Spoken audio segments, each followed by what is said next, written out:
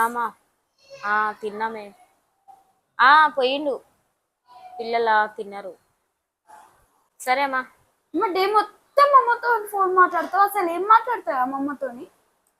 పెళ్ళైనాక అత్తగారింటికి వచ్చినాక తిన్నావా, పండుకున్నావా, ఏం చేస్తున్నావు, ఎట్లున్నావు అని మన కోసం ఆలోచించడం ఎవరు ఉన్నారా అంటే అమ్మ ఒక్కతే కన్నయ్య.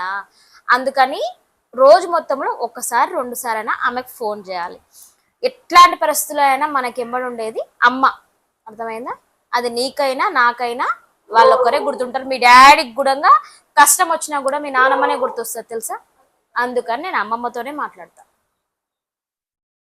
సారీ సారీ అమ్మా. అడుగడుగు నీడై నడిపిస్తా